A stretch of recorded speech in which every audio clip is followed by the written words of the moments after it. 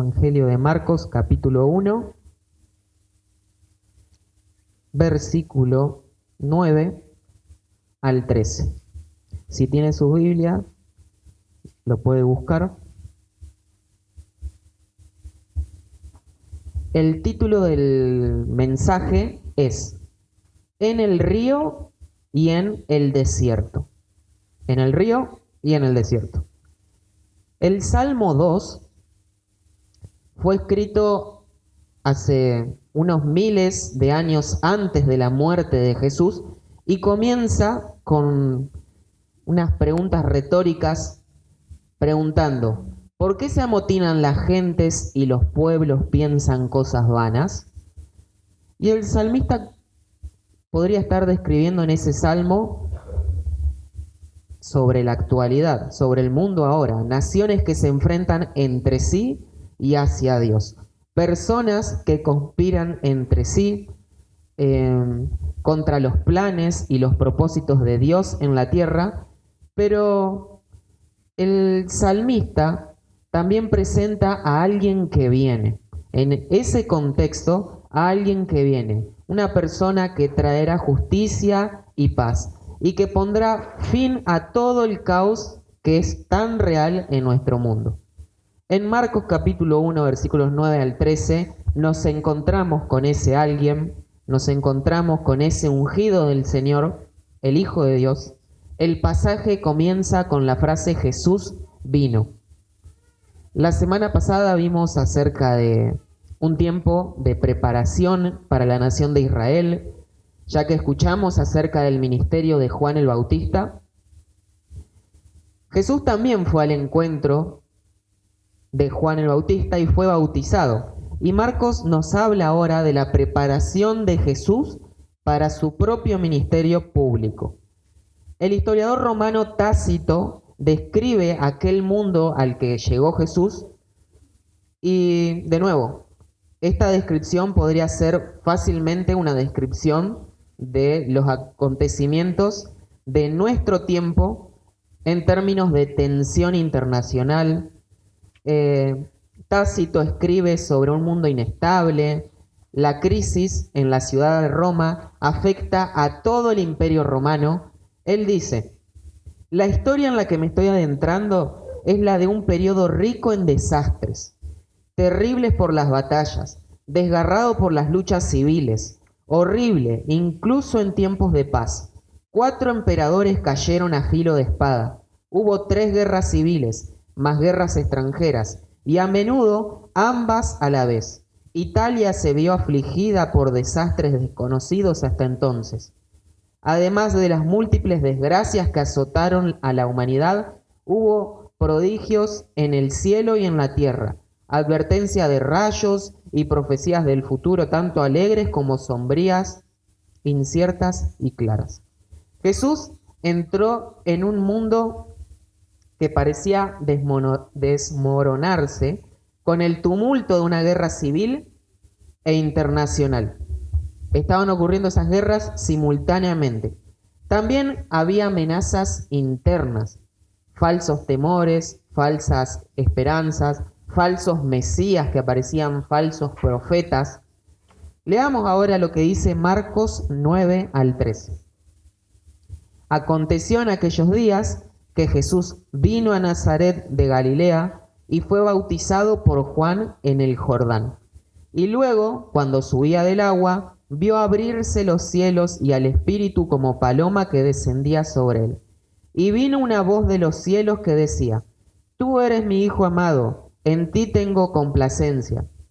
Y luego el Espíritu le impulsó al desierto, y estuvo allí en el desierto 40 días, y era tentado por Satanás, y estaba con las fieras, y los ángeles le servían. 2 eventos preparatorios tienen lugar antes de que Jesús pueda comenzar su ministerio público. En el versículo 14, si tiene abierta su Biblia, Marcos escribe que Jesús vino a Galilea predicando el evangelio del reino de Dios. Esa es una declaración que está en voz activa. Jesús hizo. Jesús viene a hacer algo. Vino a predicar el evangelio. Pero en el 13 La misma frase, Jesús vino, está en voz pasiva. En este caso, Jesús fue influenciado. Jesús recibió algo. El versículo 9 dice que fue bautizado por Juan y el versículo 13 dice que estaba siendo tentado por Satanás. Ambos eventos son partes de la preparación de Dios para Jesús, para su ministerio mesiánico de salvación. Para Jesús representan días de decisión y de prueba. Este también es uno de los pasajes trinitarios del Nuevo Testamento. Acá vemos a Dios, el Espíritu Santo, vemos a Dios el Padre, que ambos están dando testimonio de Dios el Hijo. Un pasaje trinitario, aparece la Trinidad. Hoy veremos cómo Jesús se identifica con nosotros, es aprobado por el Padre y capacitado por el Espíritu para enfrentar al enemigo. Veamos en primer lugar al Hijo que desciende al río. Versículo 9 dice así: Aconteció en aquellos días que Jesús vino a Nazaret de Galilea y fue bautizado por Juan en el Jordán. Jesús comienza su ministerio de una forma inesperada. No se presenta como un líder político ni un profeta revolucionario. No entra en la escena desde un lugar de poder, sino desde las aguas del río Jordán. Y no lo hace solo, sino que en una multitud de pecadores que venían a Juan el Bautista para confesar sus pecados, para confesar sus faltas y ser bautizados en señal de arrepentimiento. Pero, ¿qué hacía Jesús ahí? Él no tenía pecado, él no tenía falta que confesar. No necesita arrepentirse de nada. Y sin embargo, se pone en fila con los demás como uno más. Este es uno de los primeros gestos profundos de su encarnación. Jesús no vino solamente a parecer humano, sino a convertirse en nuestro representante en todo. Él desciende a las aguas turbias del río Jordán para decir: estoy con vos, estoy por vos y me identifico con vos. Mateo relata que Juan el Bautista se resistió a bautizar a Jesús y con razón dijo: yo necesito ser bautizado por ti y tú vienes a mí, en Mateo 3. Pero Jesús le responde con una frase clave: deja ahora, porque así conviene que cumplamos toda justicia. Así conviene que cumplamos toda justicia.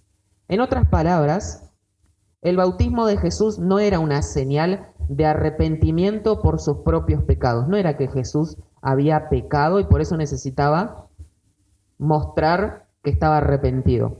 No, era una acción simbólica que señalaba su disposición a obedecer completamente la voluntad de Dios. En la época de Juan, de Jesús, el bautismo era un acto de arrepentimiento. No era un simple rito religioso, sino una confesión pública de pecado y una decisión firme de volverse a Dios. Le estaban mostrando al mundo que estaban arrepentidos y que se volvían a Dios. El pueblo de Israel entendía que el agua simbolizaba la pureza, el agua simbolizaba lo limpio, pero también juicio y paso a una nueva etapa. Para los judíos piadosos, esto era fuerte: admitir públicamente su pecado, salir del anonimato, humillarse ante los demás y pedir misericordia. Juan el Bautista no estaba iniciando una nueva religión, bautizando a la gente, sino que estaba preparando al pueblo para la venida del Mesías. Su mensaje era claro: arrepiéntanse porque el reino de Dios se ha acercado. Por eso, su bautismo era un llamado urgente hacia la gente a volver a Dios antes de que fuera tarde. Entonces, cuando Jesús entra en esas aguas, Él no lo hace por su propia necesidad, sino para mostrar que se estaba identificando con la humanidad caída. Aunque no tenía pecado, se identifica con quienes sí lo tienen, y es una proclamación silenciosa pero poderosa que nos dice: estoy tomando tu lugar. Si Él se identificó con nosotros de tal manera para salvarnos, ¿nos identificamos nosotros con Él en nuestras vidas? En nuestra vida diaria, ¿nosotros nos identificamos con Jesús? ¿Nos comportamos como cristianos en nuestra vida privada y en nuestra vida pública? Jesús desciende al río no porque lo necesitaba, sino porque nosotros lo necesitábamos. Desde el primer momento dejó en claro que Él sería el Salvador, que se ensucia para limpiarnos, que desciende para levantarnos, que baja al agua para que nosotros podamos ser libres y nuevos. Si sos creyente y aún no has sido bautizado, esta es una invitación clara para vos. Obedecé como Jesús obedeció. No por costumbre, sino por amor y por obediencia. El bautismo es una manera de decirle al mundo: Cristo me salvó y mi vida le pertenece. Si ya fuiste bautizado, recordá tu compromiso. No es un sello del pasado, es una bandera que aún se ondea sobre tu vida. Vivamos vidas como resucitados con Cristo. El Hijo desciende al río. En segundo lugar, veamos el Hijo que es afirmado desde el cielo. Versículos 10 y 11 dicen: y luego, cuando subía del agua, vio abrirse los cielos y al Espíritu como paloma que descendía sobre él, y vino una voz de los cielos que decía: tú eres mi Hijo amado, en ti tengo complacencia. Después de que Jesús entrara al Jordán y es bautizado, ocurre algo extraordinario en ese momento. No fue simplemente que Juan lo sumergió al agua, en el agua, y se terminó la ceremonia. No, dice que el cielo se abrió completamente. Marcos lo dice de una manera gráfica. Al salir del agua, vio abrirse los cielos. El verbo usado acá es rasgar, como si el velo entre el cielo y la tierra se partiera en un segundo, en un instante. Primero, el Espíritu Santo dice que desciende como paloma, y esto es una imagen significativa. No dice que era una paloma literal, sino como una paloma. En el lenguaje bíblico, la paloma es un símbolo de pureza, de paz y de presencia divina. Y este descenso marca el inicio público del ministerio de Jesús, ungido por el Espíritu para cumplir su misión como Mesías prometido. Así como el Espíritu vino sobre los reyes y profetas en el Antiguo Testamento, ahora viene sobre Jesús, no por primera vez, no es que estaba separado, sino como una señal visible para Juan y para el pueblo de que este era el Mesías. Este es el ungido del Señor. En ese momento, el cielo da testimonio. Este es mi Hijo amado. Es una escena trinitaria, decía. El Padre habla desde el cielo, el Hijo está en el agua y el Espíritu desciende sobre él. Y entonces, algo aún más impactante, la voz del Padre que retumba desde el cielo. No fue una impresión interna que sintió Jesús, ni un susurro místico. Fue una declaración abierta y clara. Este es mi Hijo amado y en él tengo complacencia.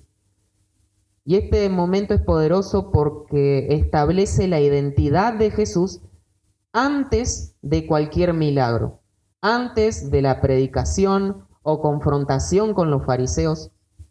Establece la identidad de Jesús. Antes de hacer algo, el Padre lo afirma por quién es, su Hijo amado. Y esto es importante, el amor del Padre por el Hijo no depende de lo que Jesús hace, sino de quién es. Y si estás en Cristo, eso también se aplica a tu vida. Antes de hacer algo para Dios, ya sos amado por Dios. Nuestra identidad como hijos amados no se gana, no te las podés ganar, se recibe por gracia. Y esa afirmación tiene un peso teológico enorme. En el Antiguo Testamento, hijo de Dios podía referirse a Israel o un rey o incluso a los ángeles, pero acá el Padre está diciendo que Jesús es el Hijo por excelencia, el Hijo eterno, único, consubstancial con el Padre, es decir, que tienen la misma sustancia. Él es el Mesías, pero más que un simple libertador político, es el amado, el predilecto del cielo, aquel que siempre ha estado en comunión perfecta con su Padre, y es precisamente este Hijo lleno del Espíritu quien está por comenzar su misión. Antes de lanzarte al ministerio o al servicio, o simplemente al día a día, necesitas la voz del Padre, necesitas de la palabra de Dios. No podemos vivir alimentándonos, no sé, de aplausos de la gente, ni de la circunstancia. Vivimos del amor incondicional de nuestro Padre. Recordad esto, el cielo se abrió sobre Jesús y también se abrió sobre vos el día que creíste. Veamos los versículos 12 y 13. Ahora el Hijo es enviado al desierto. Dicen así los versículos 12 y 13. Y luego el Espíritu le impulsó al desierto y estuvo allí en el desierto 40 días y era tentado por Satanás. Y estaba con las fieras y los ángeles le servían. Después de este momento lindo, glorioso en el Jordán, cuando el cielo se abrió, el Espíritu descendió sobre él y el Padre habló, el siguiente paso de Jesús no fue una coronación, sino una confrontación. El mismo Espíritu que descendió sobre él ahora lo impulsa al desierto. Mateo dice así, en el versículo 1 del capítulo 4. Entonces Jesús fue llevado por el Espíritu al desierto para ser tentado por el diablo. Y esto parece extraño. ¿Cómo puede el Espíritu Santo llevar al Hijo de Dios directamente a una prueba? Pero esto revela algo, y es que la prueba forma parte del plan de Dios. La tentación no es señal de abandono, sino parte del camino de la obediencia. Jesús no fue al desierto por desobediencia, sino por obediencia. Fue el Espíritu el que lo guió al desierto. Y esto es un recordatorio para nosotros. Ser tentado no es pecado, y atravesar pruebas no significa que estés fuera de la voluntad de Dios. A veces, Dios mismo nos lleva a lugares difíciles para formar nuestro carácter y para fortalecer nuestra fe. Jesús está 40 días en el desierto, así como Israel estuvo 40 años, pero donde Israel falló en el desierto, Jesús triunfa.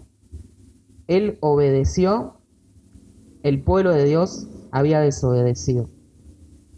Y es tentado con 3 tentaciones, que son reales, astutas y peligrosas. Satanás apunta a debilitar la identidad de Jesús, a desviar su misión, a ofrecerle un atajo a él sin tener que ir a la cruz. Pero Jesús responde a cada tentación con una frase. Quizás la recuerden. Él dice, escrito está. Jesús no se pone a discutir con el diablo, no se pone a pelear, sino que declara la verdad. Y esto nos enseña que la palabra de Dios es nuestra arma principal en medio de la tentación. Muchos cristianos son derrotados en la tentación porque no conocen lo que está escrito, porque no leen la Biblia, porque no estudian la palabra de Dios. ¿Tenés las escrituras en tu corazón? ¿Tenés respuestas bíblicas para los momentos de debilidad? No basta con tener una Biblia en casa, una Biblia guardada o en el celular que nunca la abrís. Hay que tenerla en la mente, memorizarla, hay que tenerla en el alma, vivirla. Adán, recuerdan ustedes que cayó en el huerto, nosotros caemos cada día, pero Jesús venció en el desierto. En hambre, en soledad y debilidad, Él no cayó. Su victoria no solo fue un ejemplo para nosotros, sino que fue una conquista en nuestro favor. Él derrotó al tentador para poder ayudarnos a nosotros cuando somos tentados. Y Jesús no evitó la tentación, sino que la enfrentó y la venció por nosotros. Por eso, ahora podemos acercarnos nosotros confiadamente al trono de la gracia, sabiendo que Él fue el que fue probado, puede socorrernos porque Él venció por nosotros. Tal vez vos estés en tu propio desierto, tal vez la tentación es fuerte y sentís que nadie te entiende, pero hay uno que pasó por ese mismo terreno y salió vencedor. No estás solo ni estás sin armas. Corre a Cristo, un llamado a confiar y a obedecer y a vencer. En su bautismo, Jesús se identificó con nosotros, los pecadores. En su tentación, se puso en nuestro lugar y salió victorioso. En su vida nos abrió el camino para caminar en fidelidad. Y en su muerte y resurrección nos aseguró nuestra redención completa. Quizás vos hoy estás en medio del desierto, dudando de tu identidad en Cristo. Tal vez sentís que la tentación te está ganando, pero Jesús venció y su victoria es tuya. Podés levantarte con autoridad, aferrarte a la palabra, rechazar las mentiras del enemigo y caminar como un hijo amado del Padre. Y si aún no has entregado tu vida a Cristo, hoy Él te llama. No te quedes en el desierto solo, no pelees con tus fuerzas. Vení al que ya venció por vos, el que fue bautizado en tu lugar, tentado por vos, crucificado por tus pecados. La pregunta para cerrar es, ¿qué vas a hacer con Jesús? Él se puso en tu lugar, ahora te invita a seguirlo y a que te puedas identificar con Él.